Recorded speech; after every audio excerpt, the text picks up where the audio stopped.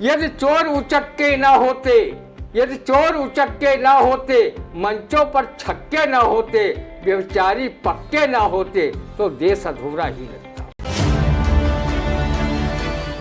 भ्रष्ट तो हम भी हैं, भ्रष्ट तो हम भी हैं, लेकिन उनसे कम हैं।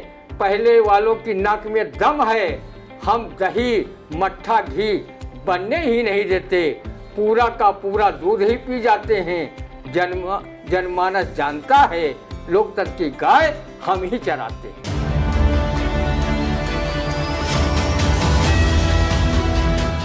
नमस्कार, स्वागत है आप सभी का आई इंडिया के खास कार्यक्रम रंदा में। खबरों पर रंदा चलाने के लिए आई इंडिया के स्टूडियो में मौजूद है वरिष्ठ पत्रकार, कवि एवं रंगकर्मी ज्ञान प्रकाश सिंह प्रतीक जी। तो प्रतीक जी, आपका बहुत बहुत स्वागत है आई इंडिया के स्टूडियो में। आज की पहली खबर की शुरुआत करेंगे, जहां नेशनल हेराल्ड केस में राहुल सोनिया पर चार्जशीट, ईडी के आरोप पत्र पर कोर्ट में 25 अप्रैल को होगी सुनवाई। कांग्रेस महासचिव जयराम रमेश ने कहा कि आरोप पत्र बदले की राजनीति के अलावा और कुछ भी नहीं।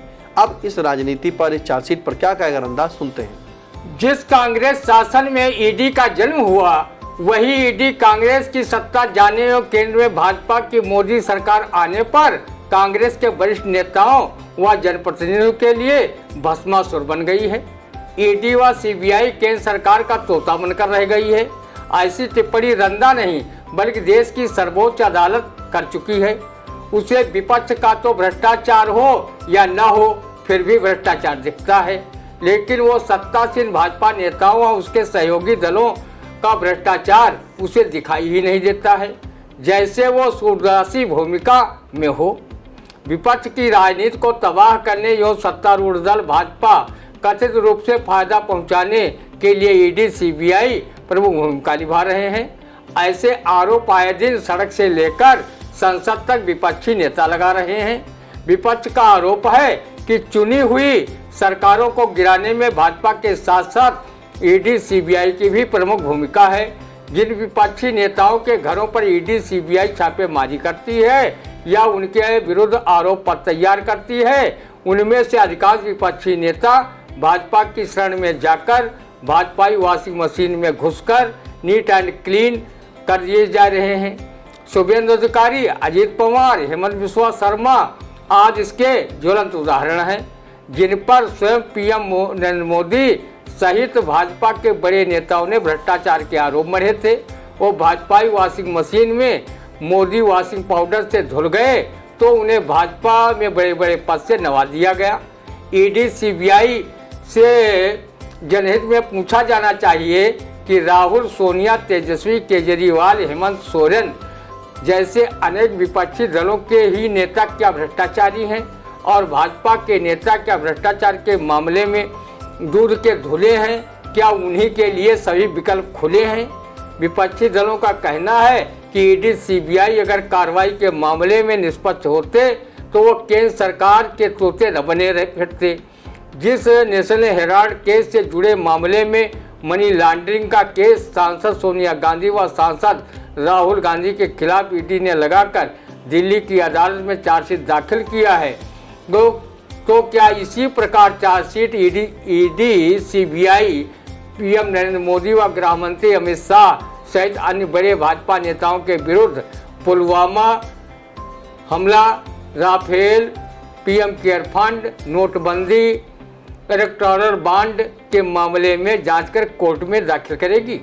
भाजपा सरकार के रहमो करम पर ईडी व सीबीआई के निदेशक बनाए जा रहे हैं, तो भला उन पर कार्रवाई की जुर्रत कैसे कर सकते हैं, जब जिस दल की सरकार केंद्र में होती है ईडी सीबीआई जैसे संवैधानिक संस्थाएं उनका तोता बनकर रह जाती हैं। हर एक सरकारी योजना में जमकर सत्तासीन नेता, खाओ कमाओ नीति वाले अधिकारी धन की बंदर बांटकर भ्रष्टाचार को जन्म देते हैं। किसी सरकार में कम तो किसी सरकार में अधिक भ्रष्टाचार होता है। प्रसिद्ध कवि अवनीश मिश्र ने इस कविता में भ्रष्ट नेताओं की कार्यशैली को इंगित किया है। भ्रष्ट तो हम भी हैं, भ्रष्ट तो हम भी हैं, लेकिन उनसे कम हैं। पहले वालों की नाक में दम है। हम दही मट्ठा घी बनने ही नहीं देते, पूरा का पूरा दूध ही पी जाते हैं। जनमानस जानता है, लोकतंत्र की गाय हम ही चराते हैं। देश में भ्रष्टाचार कदाचार वर्तमान में किस प्रकार फैला है, आप अरुणेश मिश्र की इन पंक्तियों से बिना ब्रह्मी पिए च्यवनप्राश खाए खुद बखुद समझ जाएंगे। यदि चोर उचक्के ना होते, यदि चोर उचक्के ना होते, मंचों पर छक्के ना होते, व्यभिचारी पक्के ना होते, तो देश अधूरा ही लगता। यदि गधे पंजीरी न खाते, अपराधी टिकट नहीं पाते, चारण प्रशस्त यदि न गाते, झूठे कुर्सी यदि न पाते, जनतंत्र अधूरा ही लगता। ये लूट घसोट मची जो है, वो शपथ ग्रहण का ही सो है, जो नागनाथ त्यो सांपनाथ बंटवारा करते साथ साथ। ऐसे में जनमानस अनाथ, हर सदन भवन सूना लगता। जो ऊंचा है दुर्गंध लिए, चमचे भी सारे अंध लिए, सारे अवैध संबंध लिए, सब मर जाएं बस यही जिए। आसुरी सोच ही काम धाम, इस ओर दाम उस ओर दाम, ये व्यस्त उसी में सुबह शाम, सबका जीना करके हराम, ये देश धर्म डूबा लगता। ये देश तभी बच पाएगा जब पौरुष वापस आएगा। ये लगी देश में दीमक है, क्या इसमें भी कोई शक है। ये खाई हैं, ये खंदक हैं, इनको जानो पहचानो भी, दुश्मन को दुश्मन मानो भी, तो स्वर्णिम सा भारत लगता। रंदा किसी भी राजनीतिक दल का सदस्य नहीं है। वो देश हित में चाहता है कि जो भी नेता अधिकारी, सरकारी गैर सरकारी व्यक्ति भ्रष्टाचार व गबन घोटाले में संलिप्त हो, उस पर निष्पक्ष तरीके से ईडी सीबीआई अपना शिकंजा कसे और उसे न्यायालय से सजा दिलवाए। तभी रंदा उसे केंद्र सरकार का तोता नहीं बोलेगा, बल्कि उसकी कार्यशैली की मुक्त कंठ से प्रशंसा भी करेगा। बिल्कुल, तो आपने सुना कि किस तरह से राहुल गांधी और सोनिया गांधी पर जो चार्जशीट हुई है, वही रंदा का कहना है कि ईडी की जो इजाद थी, जो जन्म हुआ था, वो कांग्रेस सरकार में हुआ था, लेकिन अब कांग्रेस के गले की फांसी बनता जा रहा है। लेकिन रंदा ये भी कह रहा है, क्या सिर्फ विपक्ष का ही भ्रष्टाचार दिख रहा है ईडी को? आखिर क्यों जो भाजपा की वॉशिंग मशीन में धुलकर क्लियर हो रहे हैं, उन पर क्यों कार्रवाई नहीं हो रही? क्या वाकई वो क्लियर हो गए हैं, या वो वाकई भाजपा की वॉशिंग मशीन में धुलकर बिल्कुल साफ और सुथरे हो गए हैं?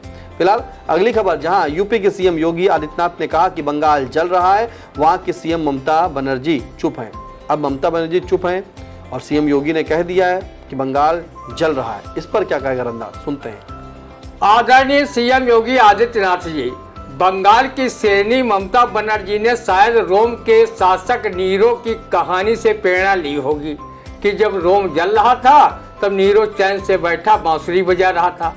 जैसी बांसुरी बंगाल से लगे भाजपा शासित राज्य मणिपुर में 1-1.5 साल से दंगा फसाद चल रहा था और वो पार्टी बजा रही थी। सैकड़ों घर जला दिए गए थे, महिलाओं को निर्वस्त्र घुमाया गया था, लोग घर बार छोड़कर राहत शिविरों में रहने को मजबूर हुए थे। लेकिन आपकी सरकार मणिपुर का मां कहने में भी परहेज कर रही थी। संसद में विपक्ष के हंगामे के बाद भी दुनिया भर की सैर करने वाले डंकापुर प्रधानमंत्री नरेंद्र मोदी मणिपुर झांकने भी नहीं गए थे। रंदा वरिष्ठ पत्रकार रवीश कुमार की इस बात का समर्थन करता है कि दंगे होते नहीं बल्कि कराए जाते हैं। पश्चिम बंगाल में भाजपा लाख प्रयासों के बाद वहां की सत्ता पर काबिज नहीं हो पा रही है। वहां भी हिंदू मुस्लिम वाला खेल तो होना ही था। ये आरोप रंदा नहीं बल्कि सत्तारूढ़ दल तृणमूल कांग्रेस के नेता लगा रहे हैं। जो भाजपा नेता बंगाल की हिंसा पर बड़ी बड़ी बातें बघार रहे हैं, वो मणिपुर की हिंसा पर मौनी बाबा बने हुए थे। वहाँ के आदरणीय योगी जी पश्चिम बंगाल की सीएम ममता बनर्जी की चुप्पी पर राजनीति देर सवेर कर लेना। पहले जो वहाँ दंगे फसाद हो रहे हैं, उन्हें रोकने के लिए केंद्र व राज्य सरकार को मिलकर संयुक्त प्रयास कर लेना ही राज्य की जनता के लिए बेहतर होगा। जब धर्म व जात की राजनीति कर नेता समाज में नफरत के बीज बो रहे हैं, तो दंगे फसाद के रूप में उसकी फसल लहलहाएगी ही। ओज के सशक्त हस्ताक्षर व मेरे मित्र रजनीश मिश्र की ये काव्य पंक्तियाँ यथार्थ की कसौटी पर खरी उतरती हैं। कई भांति बटे समाज ये कृत्य करने में लगे हैं। विश्व भ्रमण करते चतुर्दिक स्वार्थ में इतने पगे हैं, जो प्रभु सद्बुद्धि उनको पंगु उनकी मत हुई है, और जिनके भाषणों से देश की ये गति हुई है। स्वार्थ की राजनीति पर कवि रजनीश मिश्र की ये काव्य पंक्तियां भी सत्य की कसौटी पर खड़ी हैं। किधर चल पड़ी राजनीति है, कितनी सोच विषैली है, नेताओं के संवादों से कितनी कटुता फैली है, शायद देश विभाजित करने की फिर से तैयारी है, उठो जवानों जागो, तुम पर भारी जिम्मेवारी है। बिल्कुल, शायद देश विभाजित करने की फिर से तैयारी है, उठो जवानों जागो, तुम पर भारी जिम्मेवारी है। फिलहाल जिस तरह से बंगाल जल रहा है, उसी तरह सीएम योगी आदित्यनाथ ने कहा है कि बंगाल जल रहा है, ममता बनर्जी क्यों कुछ नहीं कर रही है। लेकिन आपको बताएं कि इसी तरह मणिपुर भी जल रहा था, जहां पर भाजपा शासित वहां पर राज्य था। वहां का मणिपुर में मां तक सही कहा कि किसी ने नहीं जाना, ना किसी के बयान आए। घर फूके जा रहे थे, महिलाएं निवस्त्र घुमाई जा रही थीं, लेकिन फिर भी सरकार वहां पर कुछ नहीं कर रही थी। अब राजनीति छोड़िए, जिस तरह से राजनीति चल रही, राजनीति चलती रहेगी, लेकिन अगर बंगाल में चल रहा है जो, इसे केंद्र सरकार को भी आगे आना चाहिए और राज्य सरकार और केंद्र सरकार को मिलकर एक सही कदम उठाना चाहिए। फिलहाल अगली खबर, जहां पोस्टमार्टम हाउस में लाश को कुत्तों ने नोचा, वीडियो हुआ वायरल। बदायूं में पुलिसकर्मी की लापरवाही, पोस्टमार्टम हाउस के बाहर ही छोड़ गए शव। अब पुलिसकर्मी की ये बड़ी लापरवाही है, जहां पर एक शव को बाहर छोड़ाए थे और पोस्टमार्टम हाउस के जो कुत्ते वहां आसपास थे, उन्होंने शव को नोच रहे थे। इसका वीडियो वायरल हुआ है, इस पर क्या कहेगा रंदा, सुनते हैं। चिकित्सकों द्वारा लावारिस लाश के पोस्टमार्टम की आवश्यकता ही क्या थी, जब बदायूं पुलिस की संवेदनहीनता के चलते लावारिस मुर्दे का पोस्टमार्टम करने के लिए परम यशस्वी काल भैरवी सेना का सैनिक कुत्ता मौजूद था। लावारिस लाश का पोस्टमार्टम के बाद लापरवाह पुलिसकर्मी पोस्टमार्टम हाउस के बाहर लाश छोड़कर दूर हट गए, जिससे कुत्ते को मौका मिल गया। उसने उस शव को जगह जगह से नोचकर खूब दावत उड़ाई। इस कुत्ते ने मन ही मन उन पुलिसकर्मियों का आभार जताया होगा, जिनकी लापरवाही से प्रदेश गमन ऊसर मरण ताहू पर कुछ और की कहावत को सिद्ध किया। कुत्ते से लावारिस लाश की छीछा लेदर कराने वाले पुलिसकर्मियों में मानवीय संवेदना शून्य जरूर रही होगी, वरना कोई भी व्यक्ति किसी के पार्थिव शरीर को कुत्तों से नुचवाने के लिए नहीं छोड़ता। ऐसे संवेदनहीन पुलिसकर्मियों को सीतापुर की प्रसिद्ध सामाजिक संस्था राम कृपा सेवा संस्थान के अध्यक्ष, प्रमुख व्यवसायी व समाजसेवी रहे स्वर्गीय मोतीलाल महावर के सामाजिक जीवन से प्रेरणा लेनी चाहिए, जिन्होंने आज से करीब 24 वर्ष पूर्व मछरेटा जाते समय रहीमाबाद पुल के नीचे जो लावारिस लाश को का नज़ारा देखा था, उससे वो काफ़ी दुखी हो गए थे। उन्होंने देखा कि कुछ कुत्ते एक लाश को नदी से खींचकर उसे नोच कर खा रहे हैं। इस घटना को देखकर वो मन ही मन द्रवित हुए और सोचने पर विवश हुए कि जिसे कुत्ते नोच कर खा रहे हैं, वो भी किसी माँ बाप का प्यारा लाडला रहा होगा। ऐसा सोचने के बाद मन में संकल्प लिया, अब कोई भी लावारिस व्यक्ति की लाश की ऐसी दुर्दशा मेरे रहते नहीं होगी। लावारिस लाशों का स्वयं अपने हाथों से उनके धर्मानुसार कर्मकांड से अंतिम संस्कार करूंगा। उन्होंने अपने जीते जी हजारों लावारिस लाशों का अंतिम संस्कार राम कृपा सेवा संस्थान की ओर से स्वयं अपने हाथों से किया। लावारिस हिंदू शवों को जलाने के बाद उनकी अस्थियां प्रयागराज संगम आदि गंगा गोमती प्रवाहित कराते थे। तदुपरांत उनका पिंडदान नैमिषारण्य में कर पंडा पुरोहितों को दान पुण्य के साथ एक बड़ा भंडारा कराते थे। मोतीलाल महावर समाज सेवा के तो अनमोल मोती थे ही, साथ ही लावारिस शवों के स्वयं वारिस बनकर उनका अंतिम संस्कार कराते थे। इसके अलावा वो गरीब मरीजों को निःशुल्क दवाएं उपलब्ध कराते थे, जले मरीजों के शरीर पर दवाएं लगाते थे, मरीजों के साथ साथ उनके तीमारदारों को फल इत्यादि खिलाते थे। सीतापुर शहर व उसके आसपास के क्षेत्रों में 2 दर्जन से अधिक वाटर कूलर सार्वजनिक स्थानों पर लगवाए थे, जिनसे लोग आज भी ठंडा पानी पी रहे हैं। कोरोना काल में समाजसेवी मोतीलाल महावर व उनकी संस्था के महामंत्री सीताराम खेतान को काल के क्रूर हाथों ने हम सबसे छीन लिया। उनकी संस्था के कोषाध्यक्ष रहे राजा राम जिंदल भी दुनिया को अलविदा कह गए। राम कृपा सेवा संस्थान को स्वर्गीय मोतीलाल महावर के बड़े पुत्र अनिल महावर संचालित कर रहे हैं। वो अपने पिता के चरण चिन्हों पर चलकर समाज सेवा का कार्य कर रहे हैं। उनकी संस्था के आर्थिक सहयोग से आज भी लावारिस लाशों का अंतिम संस्कार किया जा रहा है। स्वर्गीय मोतीलाल महावर गरीब मरीजों को भगवान मानकर उनकी सच्चे मन से सेवा करते थे। अगर उनके संबंध में गोस्वामी तुलसीदास की ये चौपाई कही जाए तो कोई अतिशयोक्त नहीं होगी। परहित लाग तजहि जेहि देहि, संतत संत प्रशंसय तेहि। रंदा बदायूं पुलिस प्रशासन से मांग की है कि लापरवाह उन पुलिसकर्मियों को तत्काल नौकरी से बर्खास्त किया जाए जिनकी लापरवाही से अज्ञात शव को पोस्टमार्टम हाउस के बाहर छोड़कर जाने से कुत्ते ने उसे नोच नोच कर खाया। ये मानवीय व सामाजिक दृष्टि से पुलिसकर्मियों का अक्षम्य अपराध है।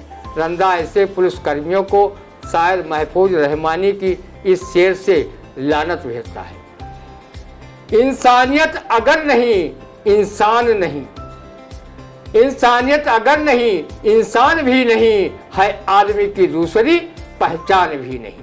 ऐसे लोगों को कभी पीर दुआएं नहीं देता, ऐसे लोगों को कभी पीर दुआएं नहीं देता, पंडित कभी देता उसे वरदान भी नहीं। बिल्कुल, तो आपने सुना कि किस तरह से बदायूं में पुलिस कर्मियों ने एक शव को, जो लावारिस शव कहेंगे, अज्ञात शव कहेंगे, उसे पोस्टमार्टम हाउस के बाहर ही छोड़कर चले गए। और ऐसे में जो आसपास के वहाँ कुत्ते थे उस शव को नोच नोच कर खाते रहे और उसका वीडियो वायरल हो गया। उन पुलिस कर्मियों को ही नहीं, व्यवस्था को भी कहना चाहिए, क्योंकि इस तरह से वहाँ पर आवारा कुत्ते घूम रहे हैं, उन्हें भी बाहर हटाना चाहिए। पीएम हाउस पर जो पुलिस कर्मियों ने, ये अपराध की श्रेणी में आता है, ऐसा अक्षम्य है, उसकी कोई मतलब उस पर क्षमा हो ही नहीं सकती। उन सभी को सीतापुर के स्वर्गीय मोतीलाल महावर से सीखना चाहिए, जो आज भी राम कृपा सेवा संस्थान के रूप में चल रही है और उसे श्री अनिल महावर जी जो हैं बखूबी चला रहे हैं। स्वर्गीय आपके जो मोतीलाल महावर जी रहे, उन्होंने वाकई हजारों शवों को जो है, मतलब लावारिस शवों को जो है अंतिम संस्कार उनका कराया, फिर उनका पिंडदान कराते थे और भंडारा भी कराते थे। वो एक ऐसी सीतापुर की शख्सियत रहे जिन्होंने निस्वार्थ जनता की सेवा की, लोगों की सेवा की। ऐसे ऐसे मरीज थे जिनके पास पैसे नहीं होते हैं, वो आज भी उस राम कृपा सेवा संस्थान पर जाते हैं और वहाँ मदद अगर मांगते तो वाकई उनकी आज भी मदद होती है। कुछ लोग हैं ऐसे जो अपना इलाज नहीं करा पा रहे हैं, वो वहाँ जाते हैं और वहाँ जाके जो उनसे मदद होती है संस्थान, राम कृपा सेवा संस्थान की ओर से, वो मदद पूरी रूप से उनकी करते हैं। दवा से लेके फल सभी चीज़ें उपलब्ध कराते हैं और अगर इलाज कहीं बाहर होता है तो वो भी कराते हैं। लेकिन इस तरह से जो समाज सेवा की संस्थाएं चल रही हैं, वाकई ऐसी संस्थाओं पर लोगों को और आगे हाथ बढ़ाना होगा, जिससे कि लोगों को सहूलियत मिले। जो गरीब हैं उन्हें, फिलहाल गरीब और अमीर की परिभाषा तो नहीं पता, लेकिन वाकई अगर कोई इलाज नहीं करा पा रहा, जिसकी मदद कर सकते हैं आप, तो वाकई मदद करिए, क्योंकि गरीब और अमीर होना सब ईश्वर और कुछ अपने आप में भी है। लेकिन जब इलाज और मदद की बात आती है तो आप सभी लोग मिलकर किसी न किसी के लिए, किसी के रूप में मदद जरूर करिए, क्योंकि कहीं ना कहीं आपकी भी मदद हो जाएगी। फिलहाल कैसा लगा आज का रंदा का कार्यक्रम, कमेंट के माध्यम से जरूर बताइएगा। कोई सुझाव हो तो भी कमेंट के माध्यम से जरूर दें। फिर मिलते हैं आपसे अगले रंदा के कार्यक्रम में, तब तक के लिए नमस्कार। आई इंडिया मनाएगा जर्नी ऑफ जर्नलिज्म का सेलिब्रेशन।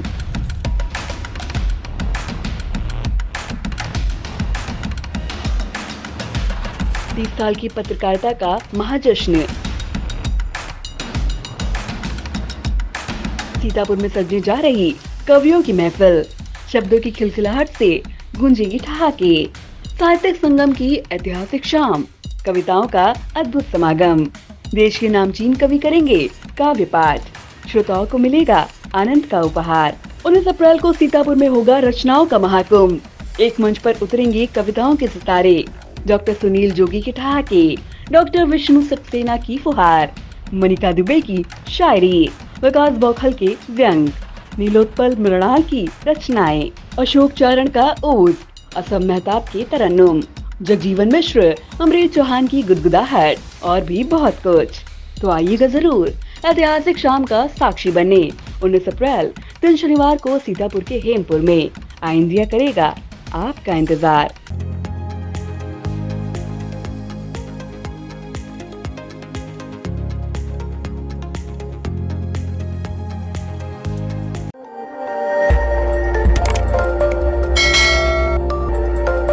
खबर आपकी, नजर हमारी। देखते रहिए आई इंडिया।